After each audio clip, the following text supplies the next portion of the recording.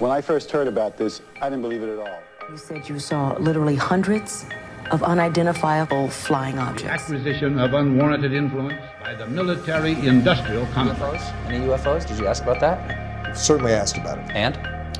Can't tell. And this reality has far more to it than you have been allowed to believe. 1947. The Army Air Forces has announced that a flying disc has been found and is now in the possession of the Army. But the reality, the reports come in are often to brush aside, slow-walked, or met with skepticism rather than serious investigation. Recently, the former Aero director, known as Sean Kilpatrick, attacked our witnesses and members on this committee. It should be noted that he's a documented liar and brings into question what his purpose at Aero really was if it was not to follow up on investigations and disclose his findings to members of Congress. If we set up offices and oversight bodies only to let them become graveyards for testimony or, worse yet, ruses for pretending to investigate when in actuality there was no follow-up, then we are not doing our jobs. In recent months, Congress has also been presented with evidence that points to technologies that, to our knowledge, are beyond our current capabilities.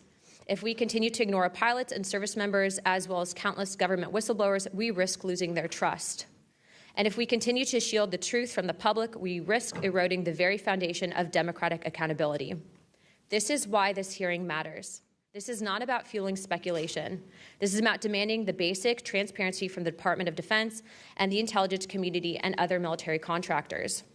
It is about asking the questions every American has the right to ask. What do we know? What don't we know? And why in a free society are we being told so little?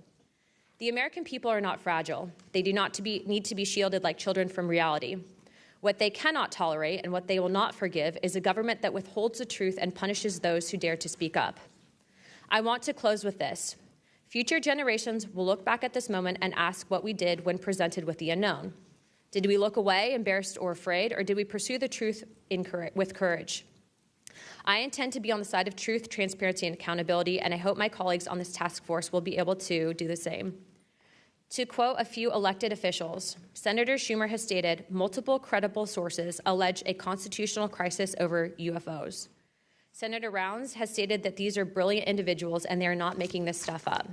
And our current Secretary of State, Marco Rubio, has stated very high clearances and high positions within our government in regards to these whistleblowers. When I arrived on scene, I talked to 5 shaken witnesses who described a massive triangular craft larger than a football field that hovered silently for about 45 seconds over their entry control point before shooting away at impossible speed. About a week later, another patrol reported a light over the ocean behaving erratically. Believing it might be an unannounced aircraft, they declared an emergency, and an armed response force responded. Before the forces could arrive, the object descended and either landed or hovered on our flight line, and then took off again at impossible speed. The witnesses to this event were threatened and intimidated afterward. They were told to keep quiet and think about what they were reporting. After that, things did get quiet until about 2005, when another patrol reported a massive triangular craft larger than a C-130 silently floating over the installation. He watched it for a few minutes. It traveled west and disappeared into the night. And then I had my own encounter, again in 2005. I was off duty, sitting in my backyard with 2 other police officers when we noticed what first appeared to be a satellite in orbit, but it wasn't acting like a satellite. The light was strange, it was pulsing, and then it started to maneuver. It dropped in elevation. At times it would vanish from view and reappear in a different location in the sky, and eventually it reappeared 200 feet over my house. It was a 30-foot diameter sphere of light. My friends and I watched it for a moment, and then it gently accelerated and traveled up and disappeared into the stars. These events profoundly changed my life and the lives of my friends. We stand at a pivotal moment in history. The question is no longer whether these events are real, but whether we have the courage to face them. What I observed and what our crew recorded was not consistent with conventional aircraft or drones as they appear on our system. A self-luminous tic-tac-shaped object emerged from the ocean before linking up with 3 other similar objects. The 4 then disappeared simultaneously with a high synchronized, near instantaneous acceleration. I observed no sonic boom and no conventional propulsion signatures. No exhaust plume, no control surface articulation on the Sapphire image system. Shortly after the synchronized departure, radar tracks dropped. I've always approached this as a news story. It's not a matter of faith or belief. To me, it's a story, and it's an important one. I'm proud to be here alongside these witnesses today, men who have seen strange things and stepped forward to tell the world about it. Whistleblowers and witnesses who step up are routinely insulted, belittled, or worse. They risk their reputations, their careers, their clearances, their livelihoods, and sometimes much more than that, even their freedom. You know, the public has been told over and over since the late 40s, there's nothing to worry about here. These mysterious craft seen by millions of people in the skies, in the oceans, over the land, are not real. They're not a threat. The witnesses are wrong. They're crackpots. Don't believe it. That changed for me. What got me hooked is the paper trail. Documents that were squeezed out of the U.S. government after the FOIA, Freedom of Information Act, became the law of the land. And those documents paint a much different picture than what the public, the press, and Congress have been told over many years. The documents from military and intelligence personnel behind closed doors admit that, quote, these things are real. They're not fictitious. They can fly in formation. They're evasive, and they outperform any aircraft known to exist, including ours. It's been widely reported and suspected that Lockheed Martin is one of the contractors, the defense contractors, that has held this stuff, stored it away in secrecy, and tried to figure out how it works. Back in the early 90s, I got into Russia, met with a number of their defense officials, Ministry of Defense and others, who confirmed for me that Russia had been doing the same thing that the United States had been doing, that is, secretly studying UFOs while publicly saying something completely different. The documents and interviews that I obtained and have now shared with this task force show that the USSR launched what is almost certainly the largest UFO UAP investigation in the world. The first phase of that was an order was sent out to the entire USSR military empire that every unit, you see anything strange in the sky, a craft, an orb, something unusual, you had to gather all the evidence, collect testimony from the witnesses, look for physical evidence, and all of that information went into one program at the Ministry of Defense. Thousands and thousands of these reports came in. A lot of them were first routed to the KGB, but then back to another program that came after this collection effort called Thread 3. And Thread 3 was an analysis program. We have provided to the committee the documents of what they were trying to do, and essentially they were trying to build their own UFOs. They were using the information from their observations and studies to try to figure out the technology. The guy who was in charge of that program, Colonel Boris Sokolov, told me that their goal was to basically develop technology that would be superior to anything we had. I'm a federal whistleblower, having testified to both the ICIG and AARO with direct firsthand knowledge of and experience with craft and technologies that are not ours and are reportedly operating without congressional oversight. Because of my direct knowledge of the reality of certain legacy UAP programs, my professional career was deliberately obstructed, and I have endured sustained reprisals from government agencies for over a decade. From 2011 to 2013, I was stationed at Langley Air Force Base, Virginia, conducting 24-hour operations via manned and unmanned aerial vehicles for Special Operations Forces in the global war on terror. During the summer of 2012, my team was on standby for weather, and I returned to my barracks on base, and at approximately 01:30, I saw an approximately 100-foot equilateral triangle take off from near the NASA hangar on the base. The craft interfered with my telephone, did not have any sound, and the material it was made of appeared fluid or dynamic. I was under this triangular craft for a few minutes, and then it rapidly ascended to commercial jet level in seconds, displaying zero kinetic disturbance, sound, or wind displacement. Some years after that experience, I was further exposed to classified information from the UAP legacy crash retrieval program through a sensitive position I held within a special access program. During this time, intelligence officers approached me in fear for their own careers, citing misconduct within these programs and similar retaliation that I was already enduring at this time. Numerous individuals have come forward in various ways to reveal the truth of the UAP reality as patriots and defenders of our nation. Yet many feel discarded, isolated, hopeless, separated from the country they serve. Efforts to rectify this situation for all whistleblowers have been difficult and troubling. And to my fellow whistleblowers and officials who know this information, I offer you my apology, something that I have never gotten, and I'm giving it to you. I swore an oath to the Constitution of the United States, an oath that demands truth and transparency for our democratic republic to function. Each day, these truths remain hidden from our citizens. Humanity drifts further from the principles our nation was founded to uphold. Each day, victims of crimes committed by agencies and companies maintaining this secrecy are denied justice is another day our Constitution is shredded. What the U.S. government does, right? They compartmentalize the information. Certain people know the name of the program, and if you don't know it, you can't get the information. If you don't have the name, you don't know what to ask for. Even when we're reviewing the budget, we go into a SCIF, we look at DOD budget and the budget of like black box programs, and we don't know what we're looking at because we don't know what these programs are. Is it a way for the government to hide from Congress what's really going on and where the money's going? In my opinion, absolutely, yes. It's a pleasure being here. I want to remind people, too, this thing is an ongoing deal. We're not going to get this overnight. We've been fighting this battle, some of y'all, for 30 years and maybe longer. I hope we just keep focused on what we're trying to get to is total disclosure. We get a little wrapped up in a lot of things, but the government has something, and they need to turn it over to us. We pay their dadgum salary, you pay our salary, and you ought to get more out of us than you do. And that's what disgusts me about this whole thing. I think they're just trying to run the clock out on us. Just for the sake of time, Mr. Nusatelli, has ARO, the Air Force, or the FBI ever followed up with you personally about the Red Square event?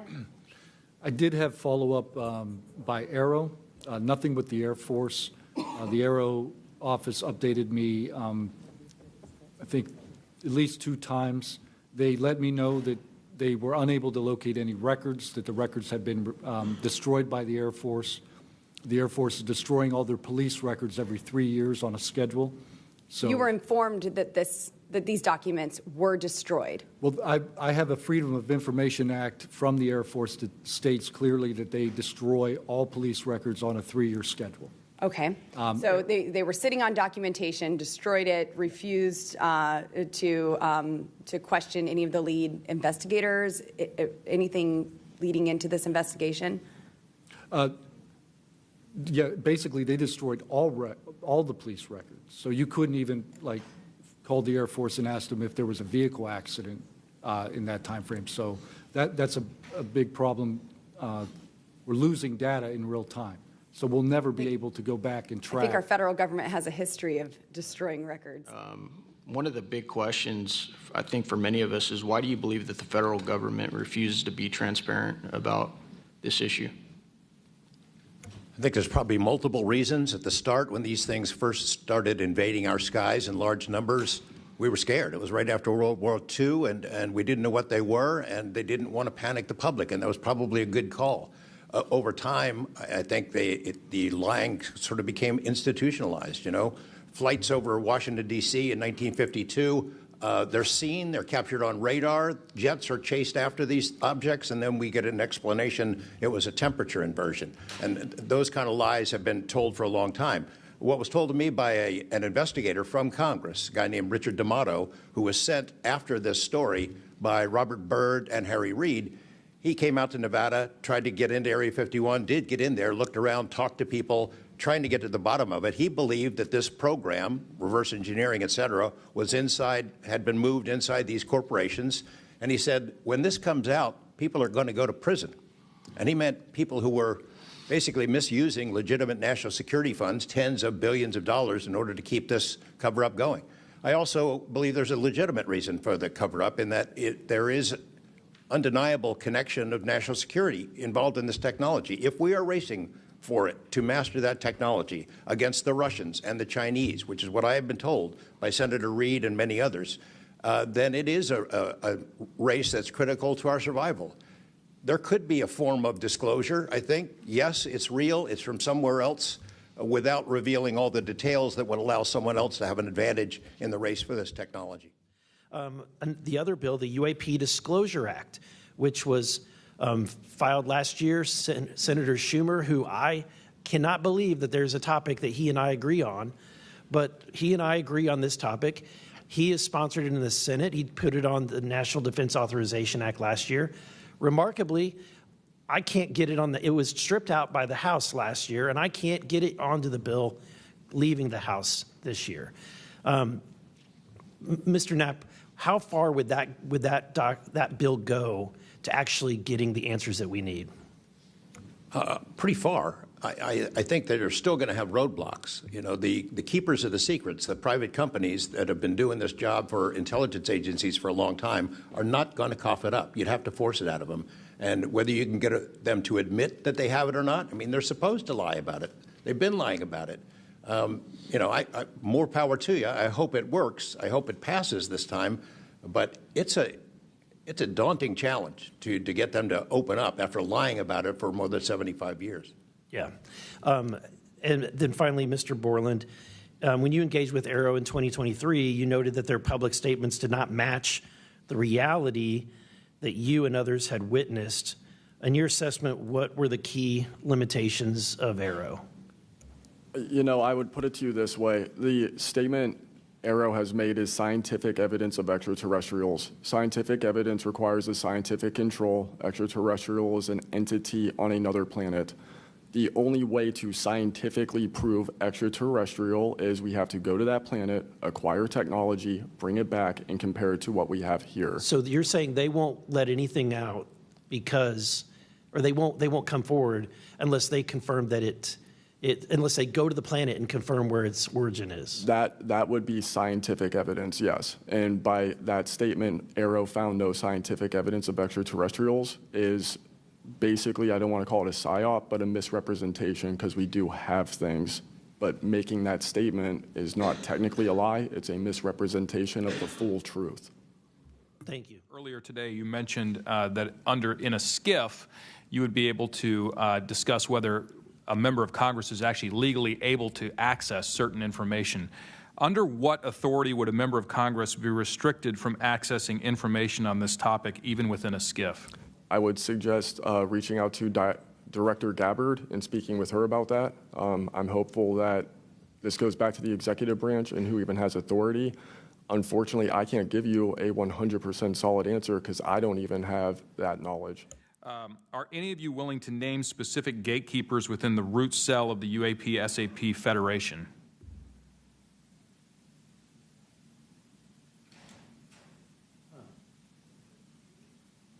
You mean specific people and contractors that have dealt with this and kept the secret? Specific individuals. Well, one of them was named Dr. James Ryder at Lockheed.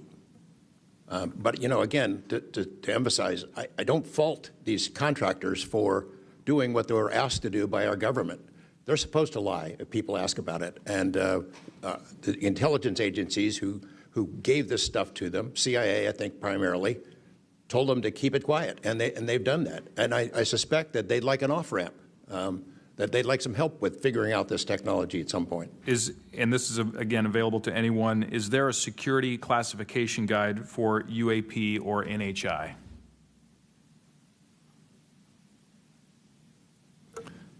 I remember in the 2003 or 2023 hearing, it was stated that all UAP-related material is classified secret or above. I have a name for you. Go ahead. Glenn Gaffney, CIA. Glenn Gaffney, CIA. Another question for you, Mr. Knapp. What is, in your view, having investigated this issue for so many years, what is the long game with respect to disclosure of this information to the public? Because with the advent of essentially a video camera and a high megapixel phone in everybody's pocket, at some point, this information is going to be impossible to withhold from the public. What do you think is the long game here? Well, the secret's out. I mean, how many videos have there been already? You know, videos that are leaked from within the military and intelligence agencies and contractors and censor platforms. It's out there. But they have the high ground. The people that don't want us to take it seriously dismiss it, discredit the witnesses, come up with a cover story. I mean, it's been out there a long time. The public senses that it's real, and the people in authority dismiss them. It's a game that's been going on a long time, and I don't think they're ever going to release it. I think that there's an attitude among the people that have been involved in this for a long time that the public doesn't deserve to know, and that the public probably can't handle it, but they can. It's splitting hairs. No proof that they're extraterrestrials. What would that proof look like? A piece of kryptonite? What would it be? I mean, we could be talking about different forms of non-human intelligence. I think the dominant paradigm is that they come from outer space, somewhere else, and they have some way that they can cross those vast distances that we can't even imagine doing. But not necessarily, that's not necessarily the answer. So asking for proof of extraterrestrials might not be the answer at all. It's splitting hairs. You know, we don't know where they're from. I don't know anyone who knows the answer for sure. They call them aliens just as a placekeeper kind of a word, but no one in all these programs who've studied this stuff for years, people with much bigger brains than mine, knows the answer for sure. I've talked to Navy folks that some of the deep sea areas, they think there might be something there, that they're here, and I don't know when they got here. Another point that needs to be made is every time, you know, we say we're going to back engineer or whatever you want to call it, these craft, I always say, like, it'd be like if you took I ride motorcycles, but if you took like an Indian or a Harley to the people that came over here on the Mayflower, you know, they'd see a bright, shiny object. They might polish it. You know, they might get it started. I doubt they could. They couldn't work on it. They couldn't put fuel. They wouldn't be able to have the capability of putting fuel in it. I just think that's, you know, we're scratching at something that we don't have any knowledge of, and that's why it's just taken so dadgum long. But they do know, the first one that cracks that code, it's over. I mean, it's energy, it's power, it's everything. And I worry too that in the wrong hands that they do that, they keep it from the rest of us because they're so invested in whatever energy sources we have here that their billionaire buddies are going to profit, and they can't retool because they know once it's out on the internet, it's over. And so I think there's a lot of things going after it, and I think that's why the move to discredit folks is so rapid too. I think, you know, they point to them and they put the dogs on them, and it disgusts me. There's a price to be paid for that too. The Russians and Chinese are trying to figure this out as well, but they don't have the same kind of stigma. They tell their best scientists and engineers, get in there and work on it. And they've been doing it for a very long time, might have a head start on us. Here, we don't have our best scientists and engineers working on it because they've been told it's nonsense. The stigma is very real for people like that. I agree. Yield back, Chair Lady. Thank you. Now, quickly, can you just redescribe size and whether or not you heard anything? It was how big, wise? The two square objects were at least as large as a football field. The second encounter, they think it was much larger than a football field. We're talking like flying buildings. The object I saw was about 30 feet in diameter. And to confirm, you were not the only person that saw this? Correct. I think I was also told that there was also reports of this in a police blotter in the area.